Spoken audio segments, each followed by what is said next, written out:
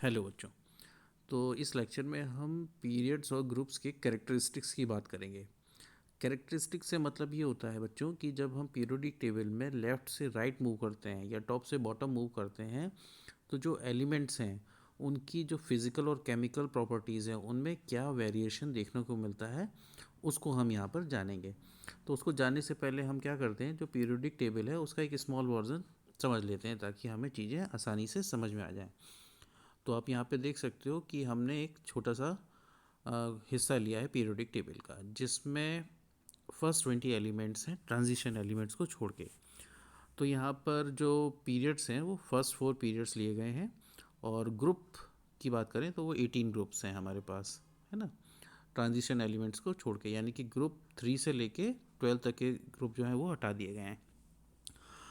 तो अगर आप ठीक से देखें यहाँ पर, तो फर्स्ट पीरियड में हमारे पास हाइड्रोजन और हीलियम है, और सेकंड पीरियड में बाकी के 8 एलिमेंट्स हैं, थर्ड पीरियड में बाकी के एलिमेंट्स हैं सोडियम से लेके आर्गन तक, और फोर्थ पीरियड में हमारे पास पोटेशियम और कैल्शियम है। और साथ ही साथ हर एलिमेंट के साथ उसका इलेक्ट्रॉनिक कन्फिग्रेशन यहाँ पर मेंशन किया हुआ है। अब बच्चों, इलेक्ट्रॉनिक कन्फिग्रेशन अगर हमें पता हो तो हम आसानी से जो फिज़िकल और केमिकल प्रॉपर्टीज़ हैं उनको समझ सकते हैं, और साथ ही साथ इलेक्ट्रॉनिक कन्फिग्रेशन की हेल्प से हमें ये भी पता चल जाता है कि वो जो एलिमेंट है वो किस पीरियड और किस ग्रुप को बिलोंग करता है। तो जैसे हाइड्रोजन की बात करें तो हाइड्रोजन का इलेक्ट्रॉनिक कन्फिग्रेशन है 1, ठीक है, और हीलियम का इलेक्ट्रॉनिक कन्फिग्रेशन है 2, तो यहाँ मेंशन किया हुआ है। ऐसी सेकेंड पीरियड की बात करें तो यहाँ पर फर्स्ट एलिमेंट है लिथियम, लिथियम का इलेक्ट्रॉनिक कन्फिग्रेशन है 2 1, और फिर बेरिलियम का 2,2 है, फिर बोरोन है उसका 2,3 है, कार्बन का हम देखें तो 2,4 है। तो आप देख रहे हैं कि किसी भी पीरियड में अगर हम लेफ़्ट टू राइट मूव कर रहे हैं तो हमारे पास जो शेल्स हैं वो सेम है ना। यानी सेकेंड पीरियड में हम देखें तो हमारे पास 2 शेल्स हैं, क्योंकि लिथियम में 2,1 दो ही शेल हैं, बेरिलियम में 2,2 दो ही शेल हैं, बोरोन में 2,3 दो ही शेल हैं, और लास्ट में नियॉन 2,8 दो ही शेल हैं। यानी सेकेंड पीरियड में क्योंकि दो ही शेल हैं तो इसका मतलब ये है कि वो सेकेंड पीरियड को बिलोंग करता है। ऐसे अगर हम थर्ड पीरियड की बात करें तो पहला एलिमेंट है हमारे पास सोडियम, सोडियम का इलेक्ट्रॉनिक कन्फिग्रेशन होता है 2,8,1, मैग्नीशियम का होता है 2,8,2। ऐसे ही हम आगे बढ़ते जाएं तो लास्ट में है आर्गन, और उसका इलेक्ट्रॉनिक कन्फिग्रेशन है 2,8,8, यानी कि 3 3 शेल हैं। यानी थर्ड पीरियड में जितने भी एलिमेंट्स हैं वो सब में 3 शेल्स हैं। तो इसका मतलब अगर किसी एलिमेंट में 3 शेल्स होती हैं तो वो थर्ड पीरियड को बिलोंग करेगा। ऐसे ही फोर्थ पीरियड में अगर हम देखें तो पोटेशियम और कैल्शियम है और दोनों में ही 4 4 शेल हैं। तो इस तरीके से ये पता चल जाता है कि जो नंबर ऑफ़ शेल्स होती हैं वो हमें उस पीरियड के नंबर बता देती हैं। ठीक है बच्चों। अब अगर हम ग्रुप की बात करें तो ग्रुप में अगर हम देखें तो फर्स्ट ग्रुप में अगर आप देखें टॉप टू बॉटम मूव करें तो हाइड्रोजन जो है उसका कन्फिग्रेशन 1 है, लिथियम का 2,1 है, सोडियम का 2,8,1 है, पोटेशियम का 2,8,8,1 है। इसका मतलब ये है कि फर्स्ट ग्रुप में जितने भी एलिमेंट्स होंगे उन सब का जो वैलेंस इलेक्ट्रॉन होंगे वो 1 होंगे, यानी आखिरी शेल में जो इलेक्ट्रॉन्स होंगे वो 1 होंगे। और ग्रुप 2 की बात करें तो पहला एलिमेंट है बेरिलियम 2,2, मैग्नीशियम 2,8,2, कैल्शियम 2,8,8,2। इसका मतलब ये है कि ग्रुप 2 में जितने भी एलिमेंट्स होंगे उन सब में वैलेंस इलेक्ट्रॉन 2 होंगे। तो इसका मतलब ये है कि अगर हमें वैलेंस इलेक्ट्रॉन पता है तो हमें ग्रुप नंबर पता चल जाएगा। तो ऐसी अगर हम बात करें ग्रुप नंबर 17 की तो आप देख सकते हैं फ्लोरीन और क्लोरीन दोनों में ही 7 7 वैलेंस इलेक्ट्रॉन्स हैं। ऐसे ही ग्रुप नंबर 18 की बात करें तो हीलियम, नियॉन और आर्गन सब में 8 8 वैलेंस इलेक्ट्रॉन्स हैं हीलियम को छोड़ के, क्योंकि हीलियम के पास तो होते ही 2 इलेक्ट्रॉन हैं। तो ये एक एक्सेप्शन है। तो नियॉन और आर्गन में 8 इलेक्ट्रॉन्स हैं, इसका मतलब वो ग्रुप 18 को बिलोंग करते हैं। ठीक है, तो इससे हमें पता ही चल जाता है। तो अगर हमारे पास 3 वैलेंस इलेक्ट्रॉन्स हैं तो उसमें आप +10 कर दीजिए तो आपको ग्रुप नंबर पता चल जाएगा। 3 + 10 13। ग्रुप 14 में अगर आप देखें तो वैलेंस इलेक्ट्रॉन 4 है, 4 में 10 ऐड कर दीजिए 14 मिल जाएगा। ग्रुप 15 की बात करें तो 5 वैलेंस इलेक्ट्रॉन्स हैं, +10 कर दें, ग्रुप 15 मिल जाएगा। तो इस तरीके से हमें वैलेंस इलेक्ट्रॉन की हेल्प से ग्रुप नंबर पता चल जाता है। तो कुल मिला के कहानी ये है बच्चों कि अगर हमें इलेक्ट्रॉनिक कन्फिग्रेशन पता है किसी एलिमेंट का, तो उसका एग्जैक्ट पीरियड नंबर और उसका एग्जैक्ट ग्रुप नंबर हमें आसानी से पता चल जाता है। तो इस टेबल में क्या है बच्चों कि वैलेंस इलेक्ट्रॉन अब देखें तो नंबर ऑफ़ वैलेंस इलेक्ट्रॉन्स यहाँ पे हमें दिख रहा है कि सबके हमें आसानी से समझ में आ रहे हैं कि ग्रुप 1 वालों के वैलेंस इलेक्ट्रॉन 1 होंगे, ग्रुप 2 वालों के वैलेंस इलेक्ट्रॉन 2 होंगे, ग्रुप 13 वालों के वैलेंस इलेक्ट्रॉन 3 होंगे, ग्रुप 4 वालों के वैलेंस ग्रुप 14 वालों के वैलेंस इलेक्ट्रॉन 4 होंगे एंड सो ऑन। ठीक है बच्चों, ठीक है। तो अब क्या है कि जब हमें ये टेबल समझ में आई गई है, तो अब हम कैरेक्टरिस्टिक्स की बात कर लेते हैं। तो पहले बात करते हैं पीरियड्स की, कि पीरियड्स में कैरेक्टरिस्टिक्स कैसे चेंज होती हैं।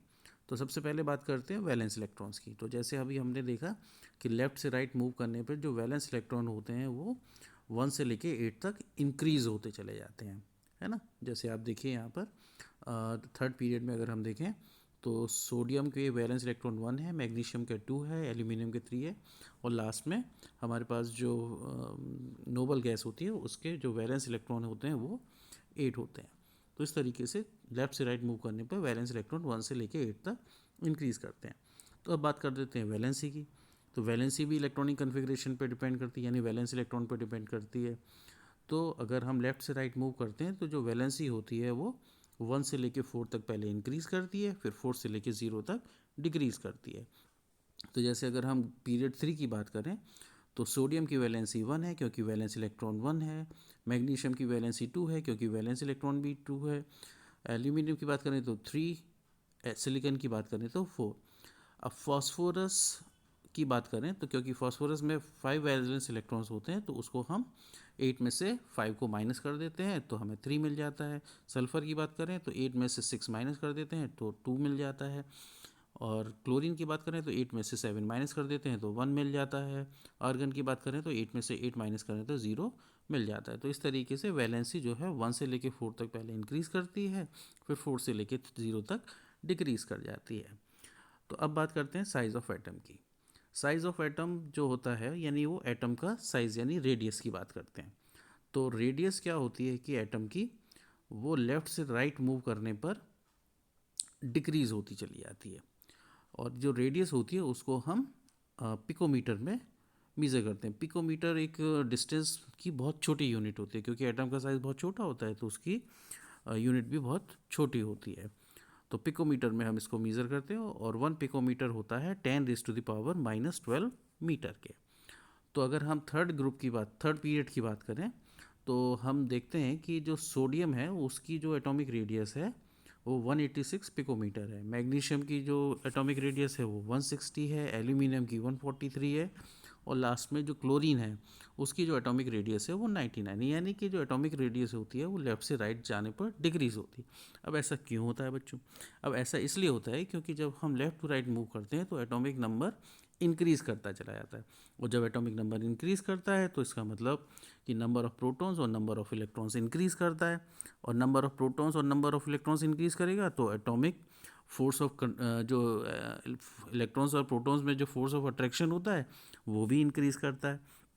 अब जब फोर्स ऑफ अट्रैक्शन इंक्रीज़ करेगा तो क्या होगा कि जो एटम का साइज़ है वो कॉन्ट्रैक्ट होता चला जाएगा, जिसकी वजह से रेडियस कम होती चली जाती है। तो इससे क्या होता है कि जो इससे ये पता चलता है कि जो लेफ़्ट से राइट मूव करने पर एलिमेंट्स की एटॉमिक रेडियस डिक्रीज़ होती चली जाती है।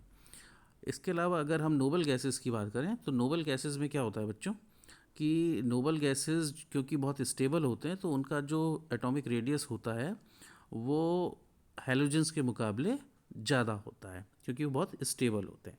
ठीक है। तो अब बात करते हैं मेटेलिक कैरेक्टर की। मेटेलिक कैरेक्टर का मतलब ये होता है कि इलेक्ट्रॉन लूज़ करने की नेचर। तो जिसमें इलेक्ट्रॉन लूज़ करने की नेचर ज़्यादा होगी वो स्ट्रॉन्ग मेटल होती हैं, और जिनमें मेटल लूज़ करने की नेचर कम होती जाएगी तो वो नॉन मेटल्स हो जाएंगी।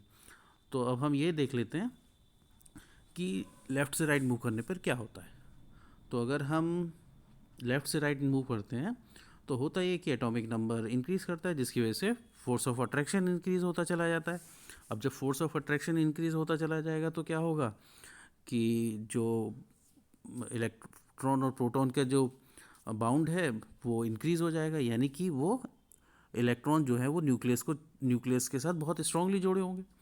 तो क्या होगा कि वो आसानी से उसको छोड़ेंगे नहीं, तो इलेक्ट्रॉन को लूज़ करना मुश्किल हो जाएगा, है ना। तो बच्चों ये थी पीरियड्स की कैरेक्टरिस्टिक्स, जिसमें हमने ये समझा कि लेफ़्ट टू राइट मूव करने पर फिज़िकल और केमिकल प्रॉपर्टीज़ में क्या चेंजेस आते हैं। तो अब बात करते हैं ग्रुप्स की कैरेक्टरिस्टिक्स के बारे में। इसका मतलब ये है कि जब हम टॉप टू बॉटम मूव करेंगे तो एलिमेंट्स की जो फिज़िकल केमिकल प्रॉपर्टीज़ है उनमें क्या चेंजेस आते हैं। तो उसको समझने के लिए यहाँ पर हमारे पास एक टेबल है जिसमें ग्रुप 1 के एलिमेंट्स, ग्रुप 2 के एलिमेंट्स, ग्रुप 17 और 18 के एलिमेंट्स हमने यहाँ दिखाए हैं। तो ग्रुप 1 की बात करें तो ग्रुप 1 में क्या है हमारे पास, सबसे पहले लिथियम है। तो लिथियम का इलेक्ट्रॉनिक कन्फिग्रेशन है 2,1, है ना। सोडियम का है 281, पोटेशियम का है 2881, रुबीडियम का है 281881। तो इसमें हमें यह एक चीज़ दिख रही है कि सबके आखिरी शेल में एक ही इलेक्ट्रॉन है, यानी वैलेंस इलेक्ट्रॉन सबके पास एक ही है ना। ऐसे ग्रुप 2 की बात करें अगर हम, तो यहाँ पर हम देख रहे हैं कि सबके पास दो ही वैलेंस इलेक्ट्रॉन्स हैं। ऐसे ग्रुप 17 की बात करें तो सबके पास हमारे यहाँ 7 वैलेंस इलेक्ट्रॉन्स हैं, और 18 की बात करें तो सबके पास 8 इलेक्ट्रॉन्स हैं, हीलियम को छोड़ के। हीलियम के पास दो ही वैलेंस इलेक्ट्रॉन होते हैं, क्योंकि उसके बाद होते ही दो इलेक्ट्रॉन है, तो दो से ज़्यादा तो हो ही नहीं सकते। तो इससे हमें यहाँ पे एक चीज़ नोटिस कर रहे हैं कि जो ग्रुप होता है उसमें सबके वैलेंस इलेक्ट्रॉन सेम होते हैं, है ना। तो अब ये जो वैलेंस इलेक्ट्रॉन्स होते हैं यही हमें बता देते हैं बहुत सारी जानकारियाँ। अब कैसे बताते हैं समझते हैं। तो देखिए क्या होता है कि जो, अच्छा, अब ग्रुप नंबर हम कैसे पता कर सकते हैं। अगर हमें वैलेंस इलेक्ट्रॉन पता है तो हम ग्रुप नंबर भी पता कर सकते हैं। तो जैसे अगर किसी 1 और 2 वैलेंस इलेक्ट्रॉन्स हैं तो उनके ग्रुप नंबर तो 1 और 2 ही होंगे, लेकिन जिनके वैलेंस इलेक्ट्रॉन 3, 4, 5, 6, 7, 8 होते हैं उसमें +10 कर देते हैं हम, तो फिर हमें उनके ग्रुप नंबर पता चल जाते हैं। जैसे 3 वैलेंस इलेक्ट्रॉन वाले का ग्रुप नंबर होगा 13, 4 वाले का होगा 14, 5 वाले का होगा 15 और लास्ट में 8 वाले का होगा 18। तो हमको 1 और 2 को तो एज इट इज़ रखना है और बाकियों में 10 ऐड कर देना है। तो इससे हमें वैलेंस इलेक्ट्रॉन्स के ज़रिए ग्रुप नंबर पता चल जाता है। ठीक है बच्चों। अब बात करते हैं वैलेंसी की। अब क्योंकि वैलेंस इलेक्ट्रॉन किसी ग्रुप में सेम रहते हैं तो उनकी वैलेंसी भी सेम रहती है, यानी ग्रुप 1 वालों की वैलेंसी 1 होगी, ग्रुप 2 वालों की वैलेंसी 2 होगी, ग्रुप जो 13 है उनकी सबकी वैलेंसी 3 होती है, और जो ग्रुप 4 होता है उनकी वैलेंसी 4 होती है। तो इस तरीके से हमें वैलेंसी भी पता चलती चली जाती हैं। अब बात कर लेते हैं साइज़ ऑफ एटम की, कि भाई जो एटम की साइज़ है यानी उसकी जो रेडियस है उसमें क्या वेरिएशन आता है ना। तो जैसे जैसे हम ऊपर से नीचे मूव करते हैं तो हमने अभी नोटिस किया कि एटॉमिक नंबर इंक्रीज़ होता है, एटॉमिक नंबर भी इंक्रीज़ होता है और साथ ही साथ शेल भी इंक्रीज़ होती चली जाती है ना। जैसे आपने यहाँ पर देखा, फर्स्ट ग्रुप की बात करें तो पहले लिथियम के पास दो ही शेल हैं, सोडियम के पास 3 शेल हैं KLm, पोटेशियम के पास KLmn शेल है, और रुबीडियम के पास KLmno। इस तरह से, यानी कि जैसे जैसे हम टॉप टू बॉटम मूव करते हैं तो नंबर ऑफ शेल्स इंक्रीज़ हो जाता है। तो शेल इंक्रीज़ होने से क्या फ़र्क पड़ेगा भाई, तो शेल इंक्रीज़ होने से ये हो जाता है कि जो एटम का साइज़ है वो इंक्रीज़ होता चला जाता है, बड़ा होता चला जाता है ना। तो अगर हम किसी भी ग्रुप में ऊपर से नीचे मूव करेंगे तो जो एटम की साइज़ है यानी रेडियस है वो इंक्रीज़ होती चली जाती है। ठीक है, तो इससे हमें पता चल जाता है। तो यानी कि इलेक्ट्रॉनिक कन्फिग्रेशन हमें ये बता देता है कि जो ऊपर से नीचे मूव करने पर जो एटम का साइज़ है वो बढ़ता चला जाता है। जैसे आप यहाँ देख सकते हो कि ग्रुप 1 में जो एलिमेंट्स हैं उनकी एटॉमिक रेडियस यहाँ पिकोमीटर में दी गई है। तो लिथियम की जो एटॉमिक रेडियस है वो 152 पिकोमीटर है, सोडियम की जो है वो 186 पिकोमीटर, फिर 231 पिकोमीटर पोटेशियम की है, फिर रुबीडियम की 244 पिकोमीटर एटॉमिक रेडियस है। ठीक है बच्चों, तो ये हमें पता चल गया। अब बात कर लेते हैं मेटेलिक कैरेक्टर की। तो किसी भी ग्रुप में मेटेलिक कैरेक्टर जो है ऊपर से नीचे आने पर इंक्रीज होता चला जाता है ना। जैसे लिथियम है वो थोड़ा सा कम मेटेलिक है, सोडियम उससे भी ज़्यादा मेटेलिक है, पोटेशियम उससे भी ज़्यादा मेटेलिक है, रुबीडियम उससे भी ज़्यादा मेटेलिक है ना। फ्लोरीन, अगर हम ग्रुप 17 की बात करें तो फ्लोरीन थोड़ा कम मेटेलिक है, क्लोरीन उससे भी ज़्यादा मेटेलिक होगा, ब्रोमीन उससे भी ज़्यादा मेटेलिक होगा। ठीक है, मेटेलिक कैरेक्टर हमें ये भी बताता है कि वो इलेक्ट्रोपॉजिटिव नेचर के बारे में है ना, कि जो एलिमेंट है वो इलेक्ट्रोपॉजिटिव है, यानी कि उसमें इलेक्ट्रॉन लूज़ करने की क्षमता ज़्यादा है। तो अब कैसे पता चलता है भाई ये, तो इसका रीज़न भी हमें इलेक्ट्रॉनिक कन्फिग्रेशन से पता चल जाता है। तो जैसे जैसे हम आगे की तरफ बढ़ते हैं, ऊपर ग्रुप में ऊपर से नीचे की तरफ बढ़ते हैं, तो क्या होता है कि एटॉमिक नंबर इंक्रीज़ होता है, एटॉमिक नंबर इंक्रीज़ करता है तो नंबर ऑफ शेल्स भी इंक्रीज़ हो जाता है, नंबर ऑफ शेल्स इंक्रीज़ होता है तो एटम जो एटम के न्यूक्लियस और इलेक्ट्रॉन्स है उनके बीच का डिस्टेंस इंक्रीज़ होता चला जाता है। अब डिस्टेंस इंक्रीज़ होता चला जाएगा तो उनके बीच का जो फोर्स ऑफ अट्रैक्शन होगा न्यूक्लियस और इलेक्ट्रॉन्स के बीच का, वो भी डिक्रीज़ हो जाएगा, यानी इलेक्ट्रॉन्स को लूज़ करना आसान हो जाएगा। और वही मेटल चाहती हैं इलेक्ट्रॉन आसानी से लूज़ हो जाए। तो इसका मतलब ये हो गया कि ऊपर से जब नीचे आने पर जो इलेक्ट्रॉन्स हैं उनको लूज़ करना आसान हो जाता है फोर्स ऑफ अट्रैक्शन के कम होने की वजह से। ठीक है बच्चों, अब बात कर लेते हैं केमिकल रिएक्टिविटी की। तो केमिकल रिएक्टिविटी मतलब ये होता है कि कितने आसानी से इलेक्ट्रॉन्स एटम को छोड़ के चले जाते हैं और किसी और के साथ कंबाइन हो जाते हैं। ठीक है, तो अगर हम बात करें ग्रुप 1 की, तो ग्रुप 1 में जो कि मेटल्स का होता है, इनकी जो केमिकल रिएक्टिविटी होती है वो ऊपर से नीचे इंक्रीज़ होती है। यानी मेटल्स की जो रिएक्टिविटी होती है वो ऊपर से नीचे आने पर इंक्रीज़ होती है, और नॉन मेटल्स की जो होती है वो नीचे से ऊपर आने पर इंक्रीज़ होती है ना। अब ऐसा क्यों होता है साहब? तो पहले बात करते हैं मेटल्स की। तो मेटल्स में क्या होता है कि मेटल्स जैसे जैसे हम ऊपर से नीचे आते हैं तो भाई एटॉमिक नंबर इंक्रीज़ हो जाता है, एटॉमिक नंबर इंक्रीज़ हो जाता है तो जो शेल्स हैं वो भी इंक्रीज़ हो जाती हैं, शेल्स इंक्रीज़ हो जाती हैं तो जो फोर्स ऑफ अट्रैक्शन होगा फिर वो कम हो जाएगा, फोर्स ऑफ अट्रैक्शन कम हो जाएगा तो इलेक्ट्रॉन को लूज़ करना आसान हो जाएगा। और जब इलेक्ट्रॉन को लूज़ करना आसान हो जाएगा तो जाहिर सी बात है कि वो आसानी से दूसरे किसी इलेक्ट्रॉन जो है वो दूसरे किसी एलिमेंट के साथ कंबाइन हो जाएगा और उस एटम की रिएक्शन करा देगा और कोई नया कंपाउंड बन जाएगा। ठीक है, तो ऊपर से नीचे आने पर मेटल्स में तो भाई केमिकल रिएक्टिविटी इंक्रीज़ हो जाती है, लेकिन अगर हम नॉन मेटल्स की बात करें तो उसमें उल्टा होता है, यानी नीचे से ऊपर आने पर केमिकल रिएक्टिविटी इंक्रीज़ होती है। ऐसा क्यों होता है? ऐसा इसलिए होता है कि जो जब हम ऊपर से नीचे आते हैं तो उसमें भी फोर्स ऑफ अट्रैक्शन कम होता चला जाता है, यानी इलेक्ट्रॉन लूज़ करना आसान होता है। लेकिन नॉन मेटल्स तो इलेक्ट्रॉन लूज़ करना नहीं चाहती, वो तो इलेक्ट्रॉन गेन करना चाहती हैं। तो उसमें उल्टी कहानी चलती है कि जब हम नीचे से ऊपर जाते हैं तो इलेक्ट्रॉन्स को अट्रैक्ट करना आसान होता है, यानी दूसरे इलेक्ट्रॉन्स को अपनी तरफ खींचना आसान हो जाता है। तो इस वजह से नीचे से ऊपर आने पर जो रिएक्टिविटी है वो इंक्रीज़ होती चली जाती है। ठीक है बच्चों, अब बात कर लेते हैं अपने लास्ट पॉइंट की, जिसको हम बोलते हैं nature of oxides. Nature of oxides का मतलब ये है बच्चों कि जब हम ऊपर से नीचे आते हैं तो जो एलिमेंट्स हैं वो किस तरह के ऑक्साइड बनाते हैं, बेसिक ऑक्साइड बनाते हैं या फिर एसिडिक ऑक्साइड बनाते हैं। अब क्योंकि सबके वैलेंस इलेक्ट्रॉन तो सेम रहते हैं, तो ऊपर से नीचे आने पर तो वैलेंस इलेक्ट्रॉन सेम रहते हैं तो वो सेम टाइप के ऑक्साइड्स बनाते हैं। यानी कि अगर एक ने बेसिक ऑक्साइड बनाया है तो सब उस ग्रुप के सारे एलिमेंट बेसिक ऑक्साइड ही बनाएंगे, और अगर एक ने एसिडिक बनाया तो उस ग्रुप के सारे एलिमेंट्स ही एसिडिक ऑक्साइड बनाएंगे। तो इसका मतलब ये है कि जो मेटल्स होती हैं वो तो भाई बेसिक ऑक्साइड बनाती हैं, ठीक है, और जो नॉन मेटल्स होती हैं वो एसिडिक ऑक्साइड बनाती हैं। कैसे पता चलता है? ऑब्वियसली जो लिटमस पेपर होता है वो बता देता है कि वो बेसिक ऑक्साइड है या फिर एसिडिक ऑक्साइड है। ठीक है, तो इस तरीके से हमने ये सारी प्रॉपर्टीज समझ ली कि ऊपर से नीचे आने पर या फिर लेफ़्ट टू राइट मूव करने पर किसी भी पीरियोडिक टेबल में क्या क्या चेंजेस आते हैं। आई होप आप लोग को अच्छे से समझ में आ गया होगा और आपने एंजॉय भी किया होगा। ओके बच्चों, थैंक यू वेरी मच।